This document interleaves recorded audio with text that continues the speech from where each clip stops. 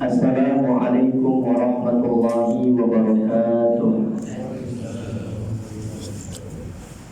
Alhamdulillah, wa sallallahu ala sayyidina Muhammad ibni Abdillah wa ala alihi wa sahbihi wa mawala, amma ba'du.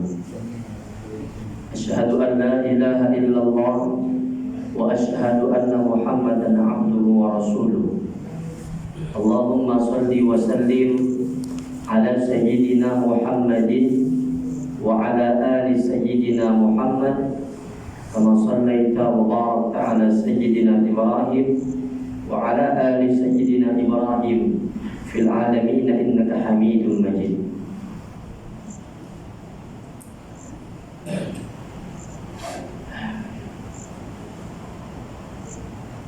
Hadirin ahbabana fillah,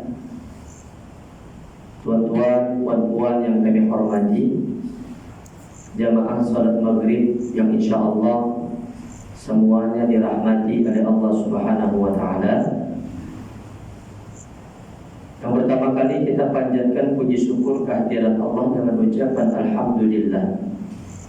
Kemudian salawat dan salam kita sampaikan kepada baginda Rasulullah sallallahu alaihi wasallam. Mari kita memperbanyak salawat ke atas beliau, berpegang teguh kepada sunnah-sunnah dan ajaran-ajaran beliau. InsyaAllah di akhirat nanti kita termasuk ke dalam golongan umat Nabi Muhammad yang mendapatkan syafaat beliau di akhirat nanti. Amin ya rabbal alamin.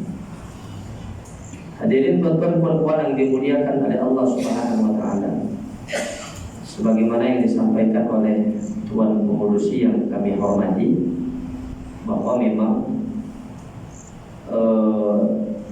kami, atau saya, nama saya Muhammad Akbar, asal saya daripada Indonesia. Saya memang pernah ada lawatan program kuliah dalam lebih kurang 10 hari di Malaysia ini. Di Simpang Renggam ini sudah 4 hari, 5 hari. Dan lusa insyaAllah saya ada program di Keruang 2 hari.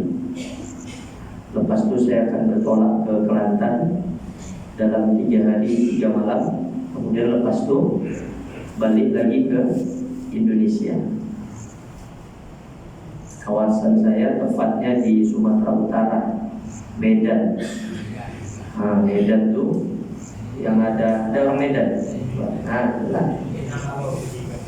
Yang ada Danau Tobanya. Nah, jadi memang saya per 3 bulan sekali memang ada lawatan kunjungan untuk mengisi beberapa program kuliah di beberapa masjid atau surau di Malaysia.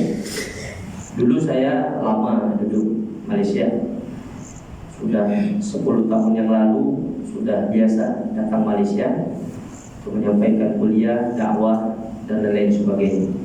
Saya pernah duduk di Keruang lebih kurang 1,5 tahun mengajar di Madrasah Anwarul Mahabbah yang berada di bawah asuhan Syekh Muhammad Nuruddin Barbu Al-Banjari Al-Makki.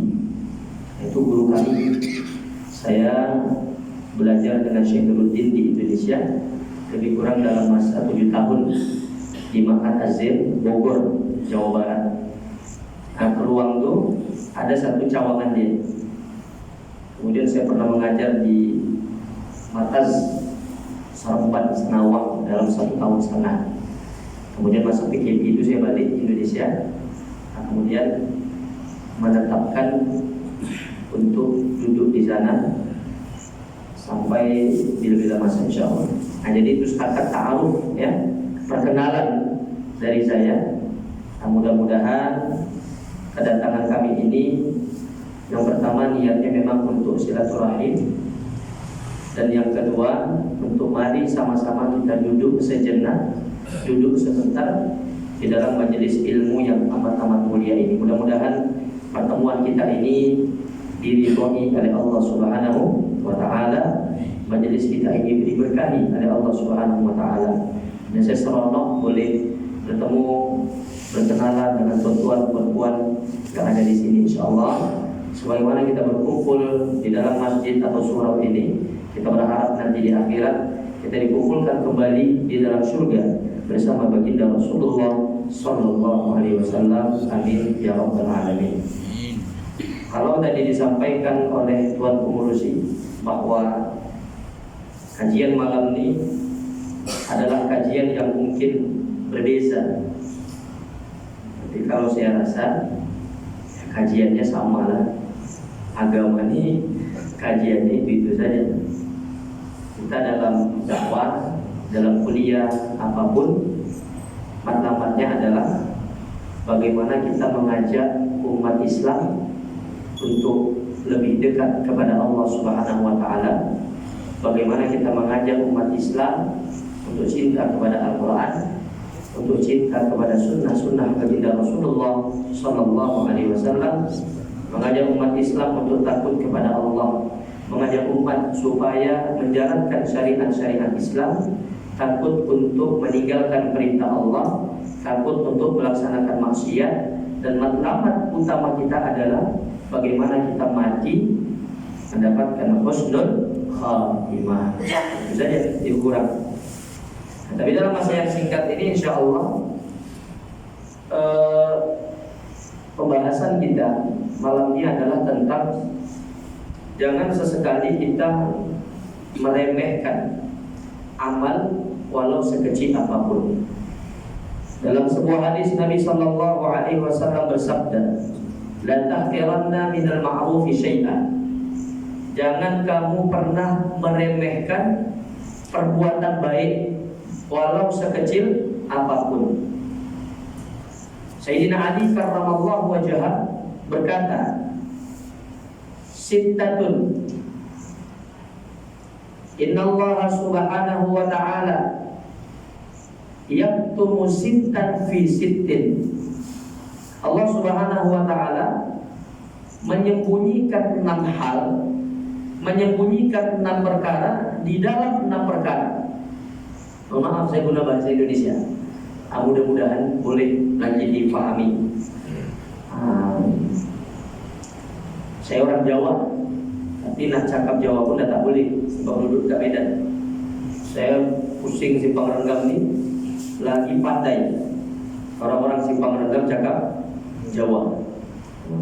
Dan daripada dulu saya tahu dah peluang Simpang Renggam ni memang ramai orang Jawa. Ada saya dekat mana saya lupa, kuliah di satu tempat ramai orang Bugis. Dekat mana tu yang ramai orang Bugis? Ada? Betul. Itulah. Jadi saya datang Simpang Renggam ni macam tak pergi mana, sama aja suasananya dengan Medan, dengan Indonesia. Nah, oke. Jadi 6 perkara yang disembunyikan oleh Allah Subhanahu wa ta'ala di dalam 6 perkara. Salah satunya adalah innallaha ta'ala katama ridahu fi ta'atihi. Sesungguhnya Allah Subhanahu wa ta'ala menyembunyikan, menyimpan keridhaannya di dalam setiap ketaatan-ketaatan yang dilakukan oleh seorang hamba. Maka pesannya adalah la tahqiranna minal ma'rufi syai'an. Jangan kita menyepelekan, meremehkan, menganggap kecil kebaikan apapun walau nampaknya kecil. Tuan-tuan perempuan yang dirahmati oleh Allah Subhanahu wa taala, kita saat ini hidup di akhir zaman. Kita sadar kita bukan hidup di zaman yang terbaik, bahkan sebaliknya.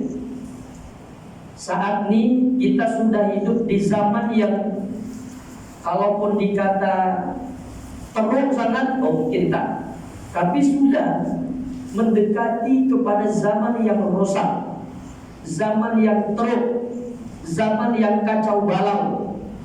Saya sebut kacau bilau, di sini sebut kacau bilau, saya sebut kacau balau. Inilah zaman kita. 14 abad sudah kita jauh daripada zaman baginda Rasulullah Sallallahu Alaihi Wasallam. 1400 tahun yang lalu kita sudah ditinggalkan oleh Sayyidina Muhammad Sallallahu Alaihi Wasallam. Oke, kalau kata teruk sangat mungkin tidak, tapi teruk rosak sudah. Berapa banyak kerusakan-kerusakan yang disebutkan oleh Nabi Sallallahu Alaihi Wasallam 1400 tahun yang lalu tentang bagaimana kerusakan yang akan terjadi. Semakin bertambah hari, bertambah tahun, bertambah abad, bertambah masa. Dalam sebuah hadis Nabi Sallallahu Alaihi Wasallam bersabda, "La ya'ti 'alan nasi zamanun illa walladhi ba'dahu syarrun minhu." Tidaklah zaman itu semakin dia bertambah, walladhi ba'dahu syarrun minhu. Semakin hari, semakin bertambah masa, semakinlah masa atau zaman itu semakin rosak.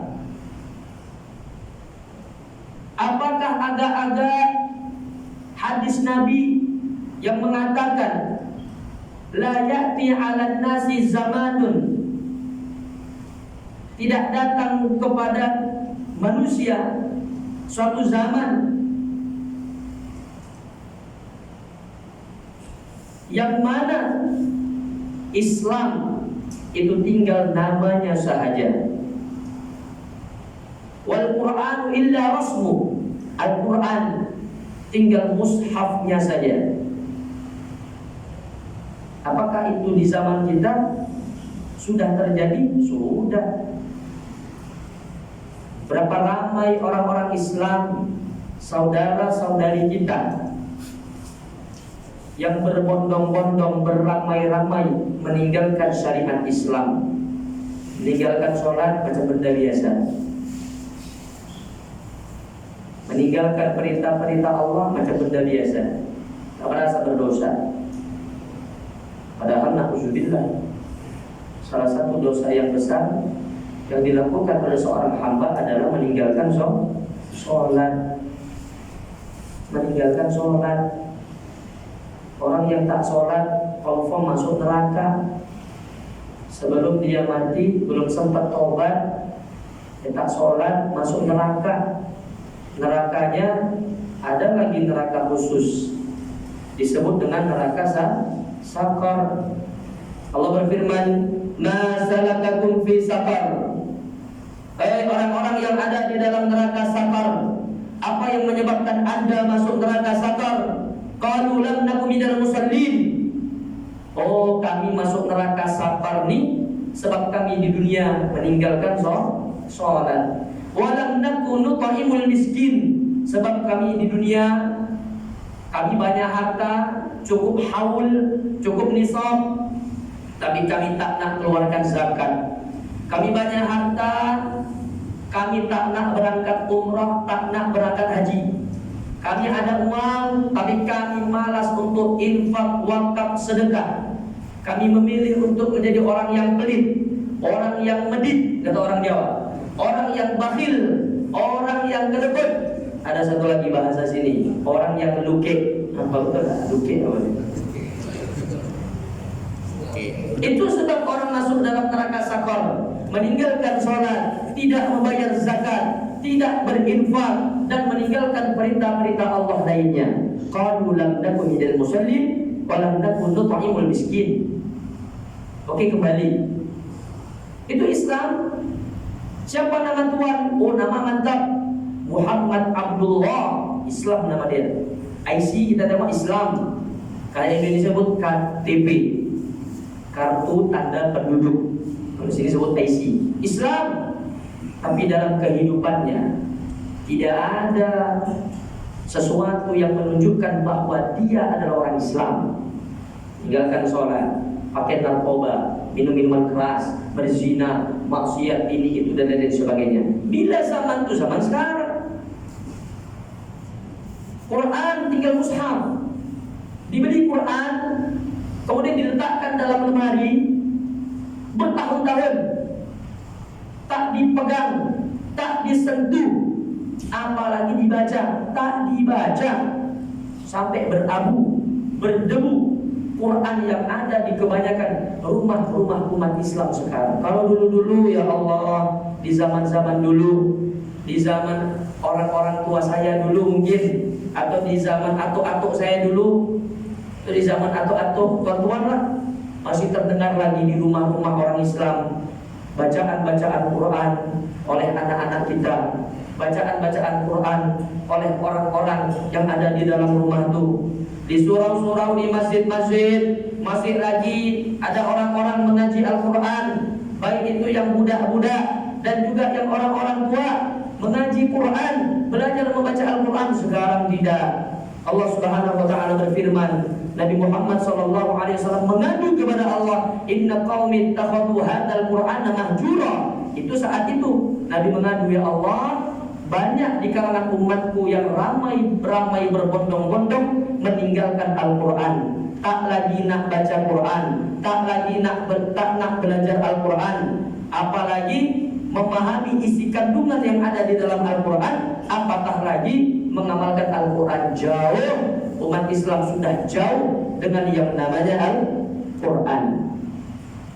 Banyak sudah apa-apa yang disebutkan oleh Nabi Shallallahu Alaihi Wasallam di zaman dahulu tentang bahwa nanti akan muncul masa zaman yang penuh dengan huru hara, penuh dengan kerusakan, penuh dengan fitnah dan lain-lain sebagainya. Di zaman kita ini sudah mulai banyak sudah benda-benda tak elok terjadi di zaman kita. Nah, apa yang ingin saya ingatkan untuk diri saya dan kita semua, kita mesti sadar, perempuan-perempuan yang kami hormati, kita ini bukan hidup di zaman yang terbaik. Zaman yang terbaik itu cuma 3 generasi. Ya. Zaman terbaik, orang-orang terbaik itu cuma ada 3 abad, 3 generasi awal. Dalam sebuah hadis Nabi Shallallahu Alaihi Wasallam bersabda, "Khairul qurun qarni." Sebaik-baik masa, sebaik-baik zaman adalah zamanku. Semasa Nabi masih hidup, itu zaman Nabi, zaman para sahabat. Itulah masa-masa keemasan, masa-masa terbaik